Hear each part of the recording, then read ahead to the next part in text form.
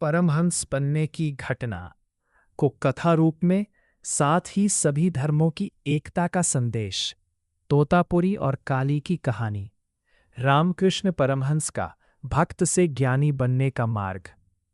दक्षिणेश्वर के काली मंदिर में एक ऐसे साधक रहते थे जिनका हृदय मां काली की भक्ति से सराबोर था। वे थे श्री रामकृष्ण।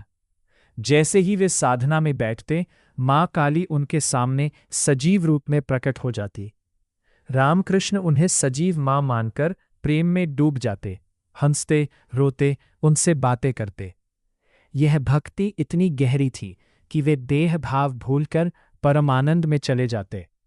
इसी समय वहां आए एक महान अद्वैत वेदांत के सन्यासी स्वामी तोतापुरी।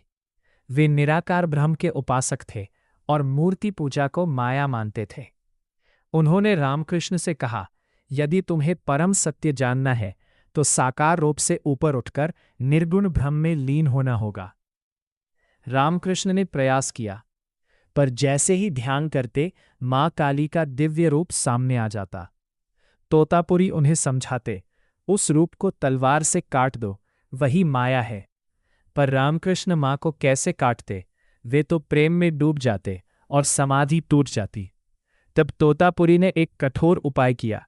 उन्होंने पास पड़े शीशे के एक टुकड़े से रामकृष्ण के माथे पर हल्का चीरा लगाया और कहा, अब इस पीड़ा को एकाग्रता बनाओ। कल्पना में तलवार उठाओ और उस रूप को भेद दो। जैसे ही रामकृष्ण ने ऐसा किया, क्षण भर में काली का रूप लीन हो गया। उनका चित्त साकार से परे चला गया। वे ऐसे समाधि में प्रविष्ट हुए जहां मैं और तू का भेद समाप्त हो गया। 3 दिन तक वे निर्गुण ब्रह्म में लीन रहे। जब बाहर आए तो वे केवल भक्त नहीं रहे, वे पूर्ण ज्ञानी, ब्रह्मज्ञानी, परमहंस बन चुके थे। तोतापुरी आश्चर्य से भर उठे। उन्होंने स्वीकार किया कि जिस सत्य को वे वर्षों में समझ पाए, रामकृष्ण ने उसे क्षणों में पा लिया।